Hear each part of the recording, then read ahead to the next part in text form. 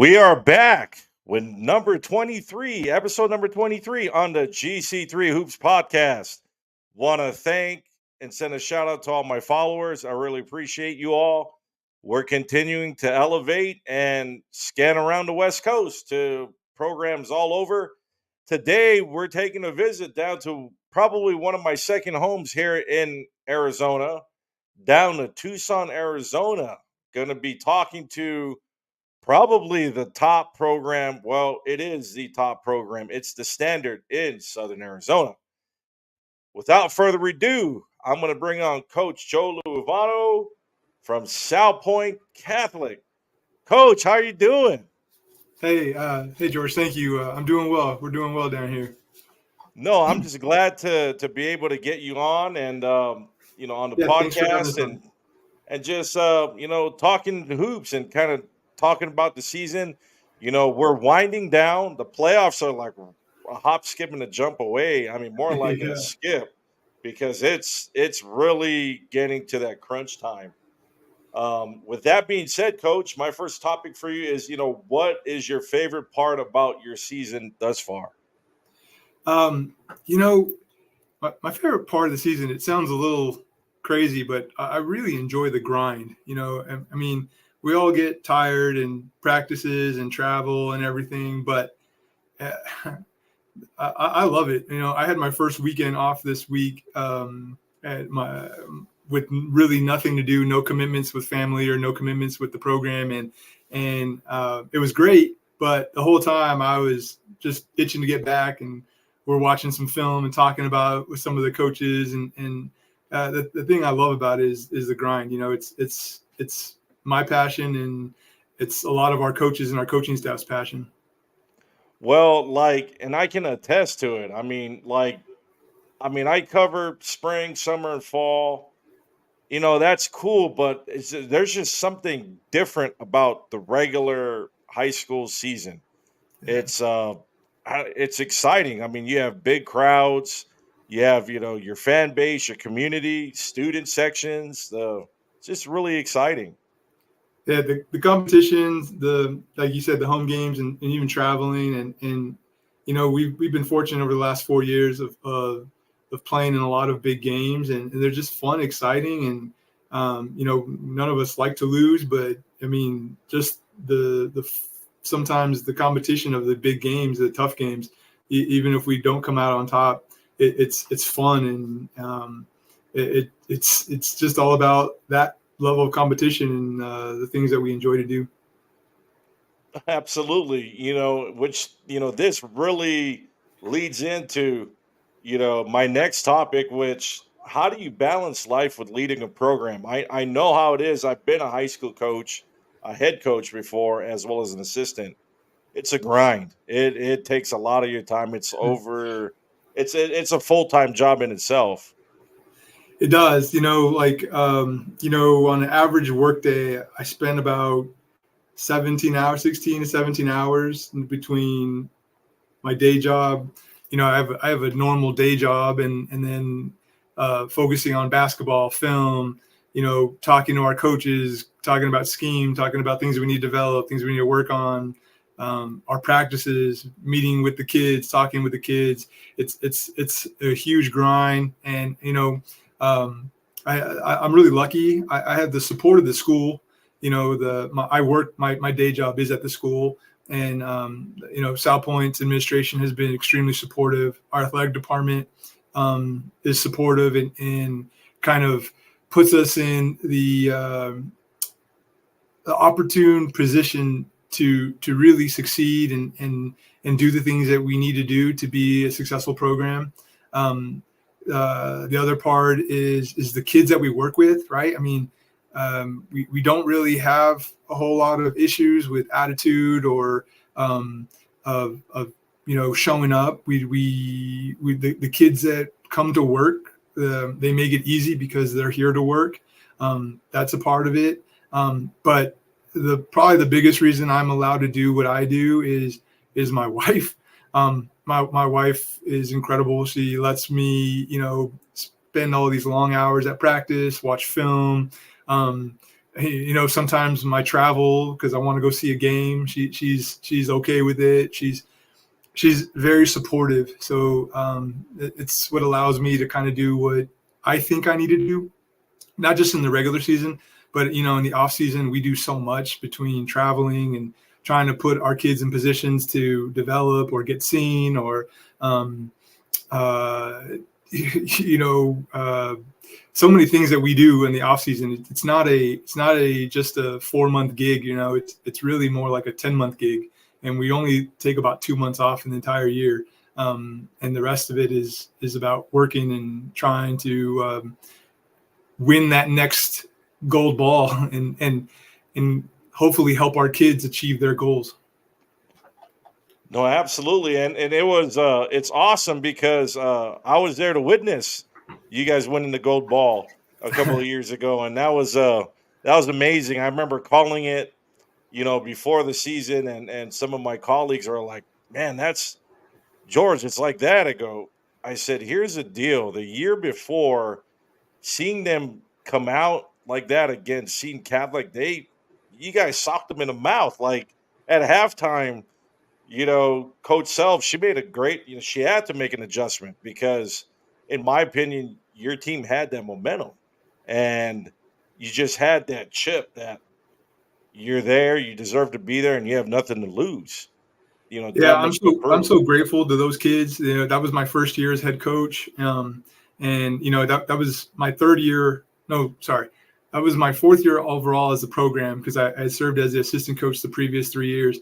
But that state championship run that we made, that was my first year as head coach, and we had some seniors in that group. Jaya Nelson, who was just incredible. We had another kid, Maddie Namani, who was just a competitor and a tough, hard-nosed kid.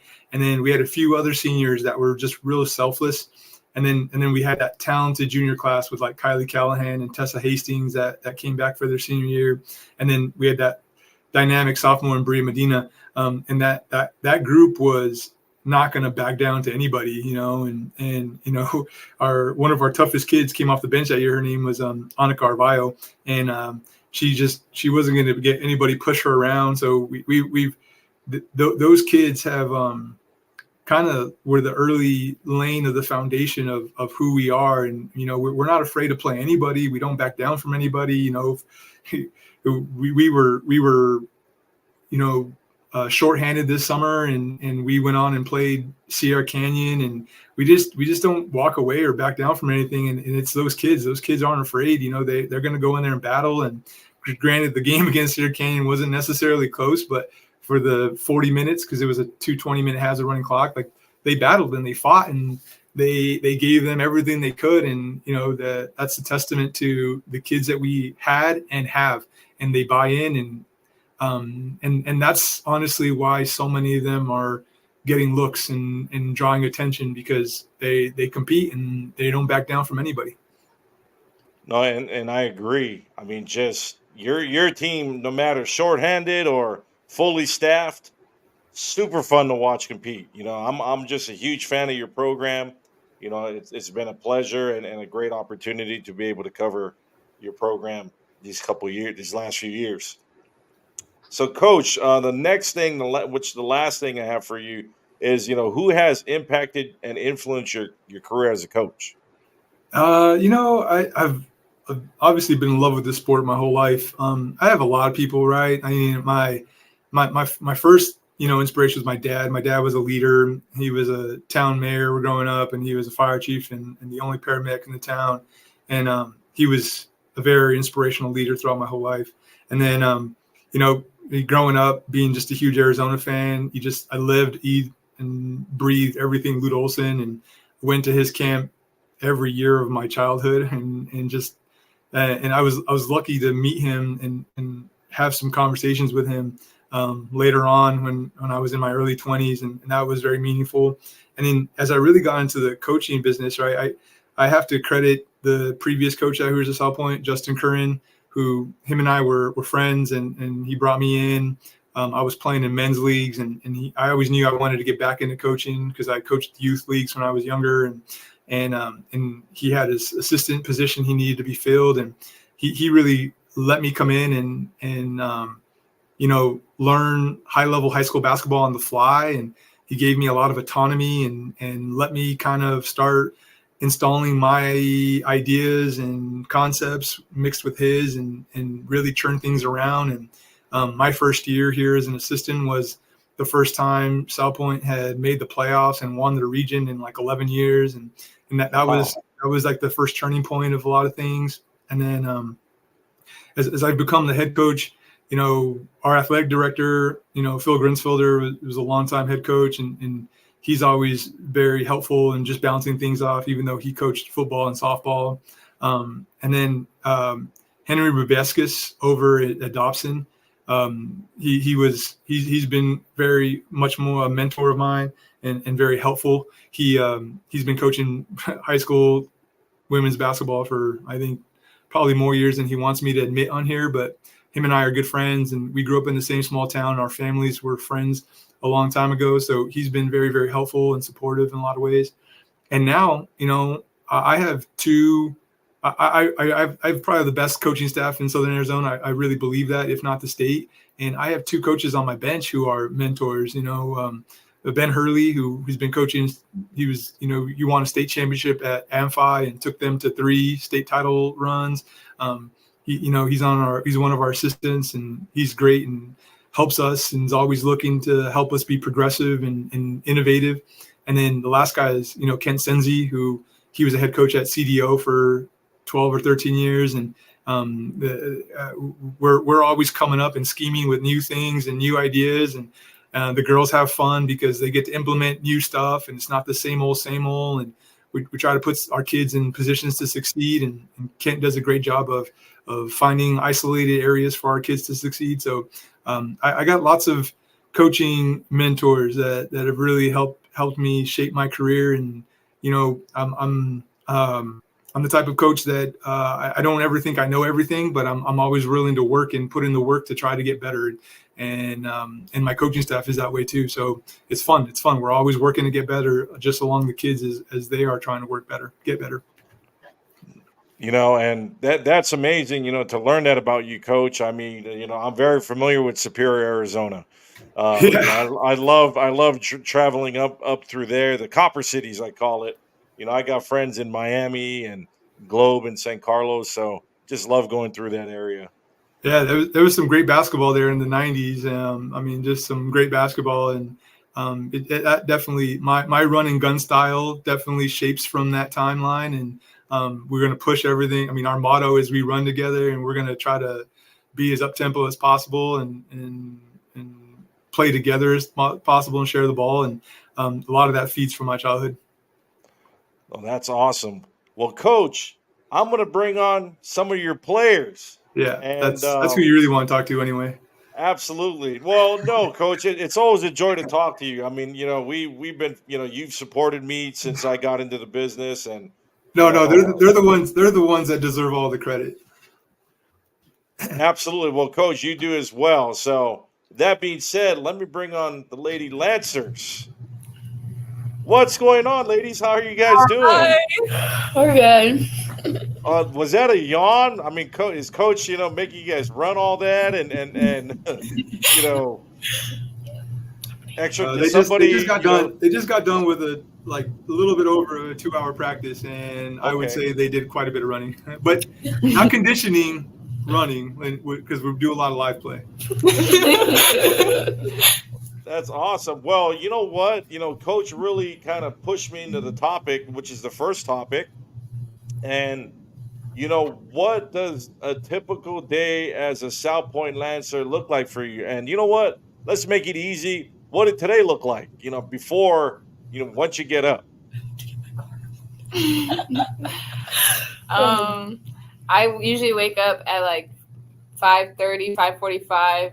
I live an hour away, so I have to leave at 6:45, 7 to get to school at 7:45, and then I go to school, get my homework done in between passing periods. After school, I do a lot of homework in my car, and then practice practice usually takes like 2 hours, like today. So then I get home, I get my stuff ready for the next day, kind of like get my lunch ready, get everything situated, stretch, and then go to sleep. It's pretty jam packed. I can attest. I understand.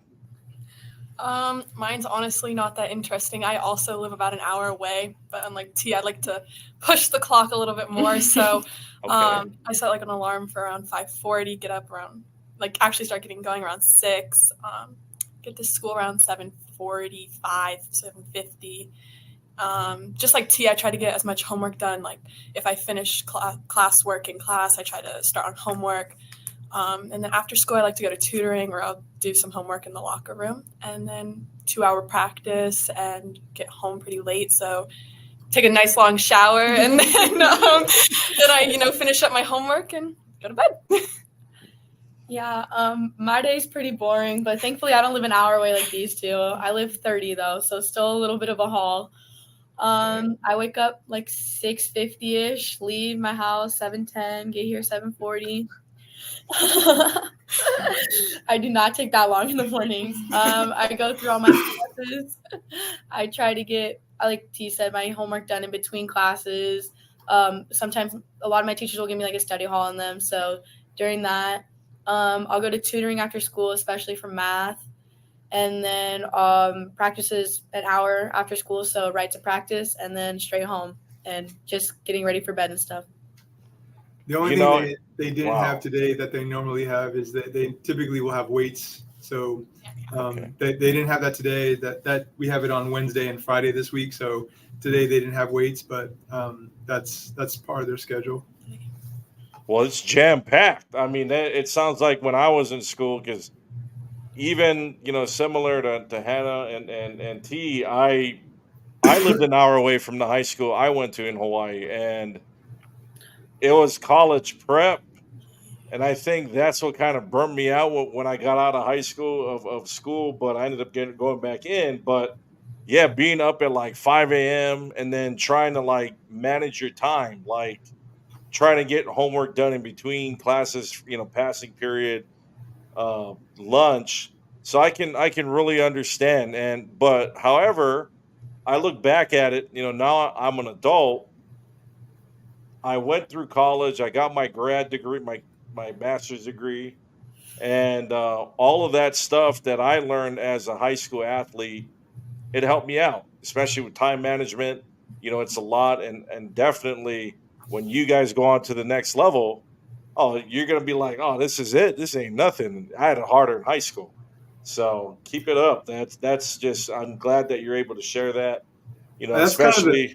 That's kind of the goal overall with them a little bit is, I mean, the academic rigor at Salpointe is extremely tough, and like these three that are in front of you right now are a great example. All three of them are taking honors classes and AP classes, and they're even the basic classes at this school are challenging and have heavy homework load and for them to be able to again, these three are a good example because all three of them have above a 4.0 weighted, and we have 15 kids in our program on the varsity side, and I anticipate somewhere around 11 of them will have above a 4.0 weighted.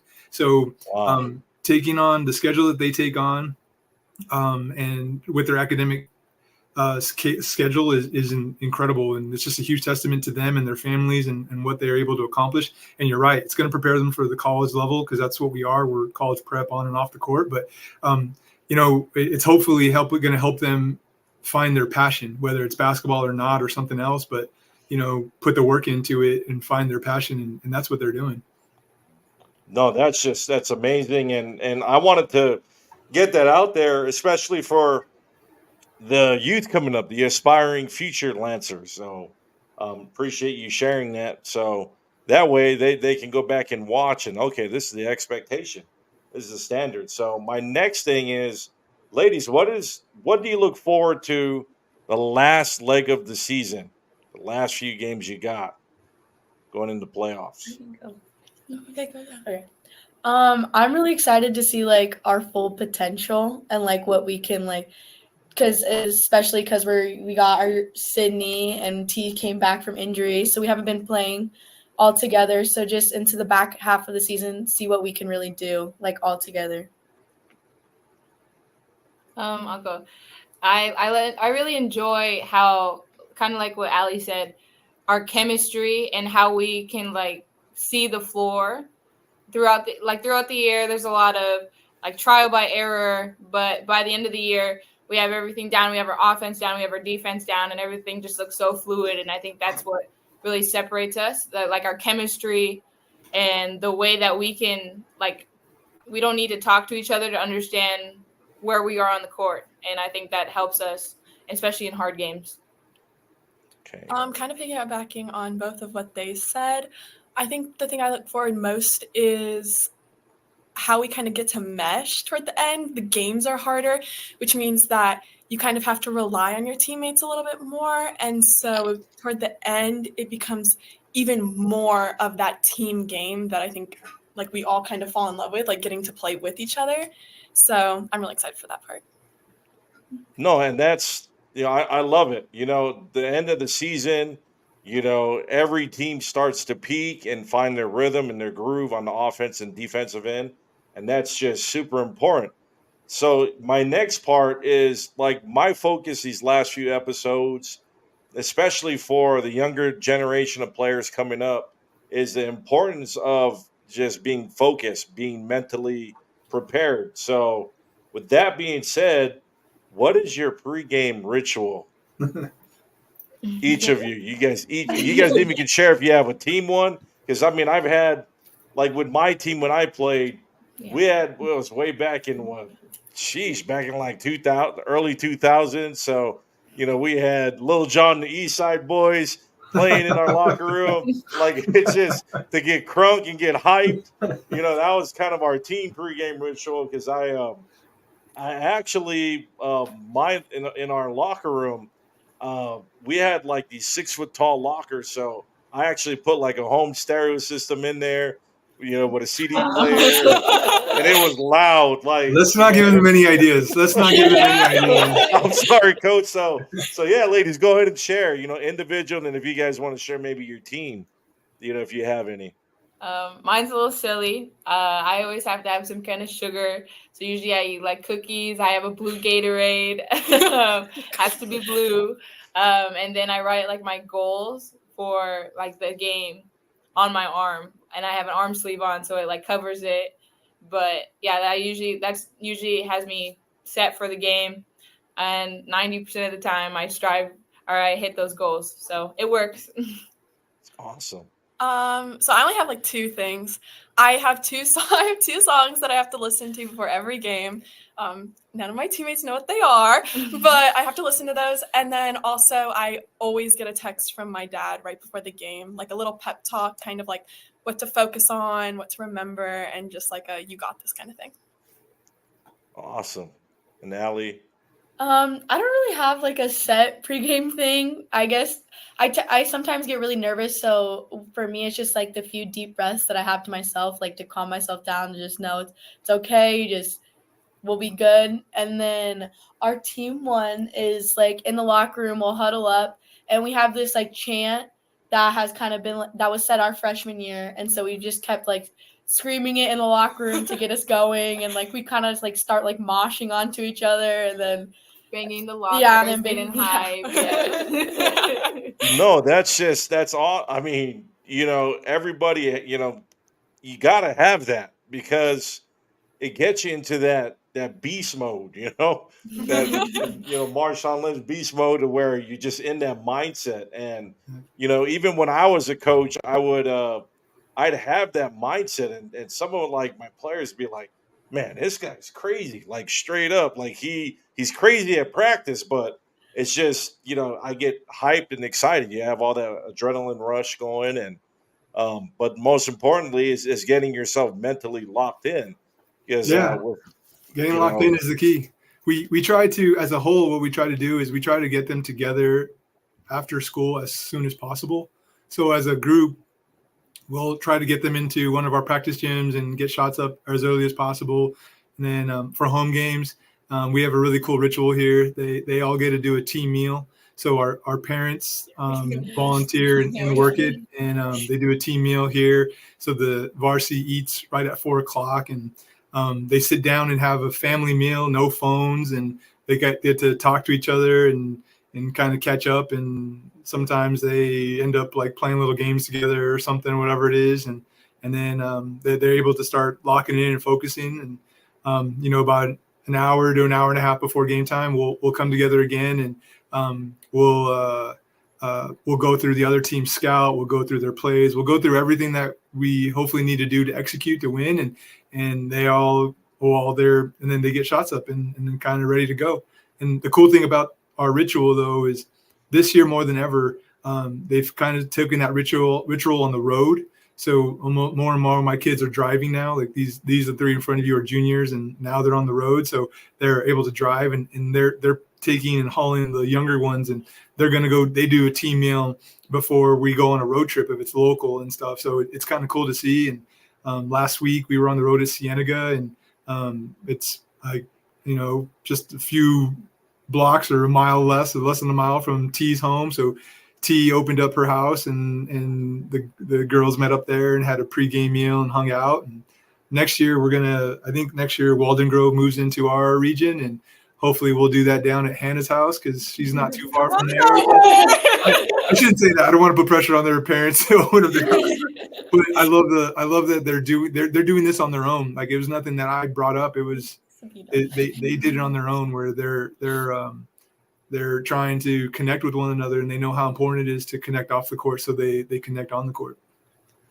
No, that's awesome. That's all we have today. And I want to thank you all. I know you guys are extremely busy, Coach, and as well as these young ladies. I know you guys we got to commute. Two of you are commuting far away. Well, even Allie has a little bit of a hop, skip, and a jump to get home. But then you got homework. I'm sure, you'll probably even review film. I know I used to do that too, just to, whether it's scouting the opponent or even watching film about myself, like, okay, what am I doing wrong? Or what am I, why did I do that? Or, it's just, or even just watching basketball on TV. Like I still do that as an adult. I'll just, I love the ESPN network of all these smaller colleges that I never see. And I like watching that, what they throw as far as X's and O's. But thank you again. I really appreciate you all. Thank you for having us. Thank you for having us. Yeah. Thank you for having us. Thank you for reaching out to us and all the kind words of not just the program, but the individual athletes that you often share and write up. So thank you so much. No problem. Well, Lancers, have a good night. Thank you so much. Thank you. You too. All right, guys. So that wraps up episode number 23, Salpointe Catholic Preps Lancers down there in Tucson. So if you guys aren't busy, especially my followers, and want to watch a really great program with some really talented athletes, gotta go check them out down there in Tucson. Thank you so much. And until next time, aloha.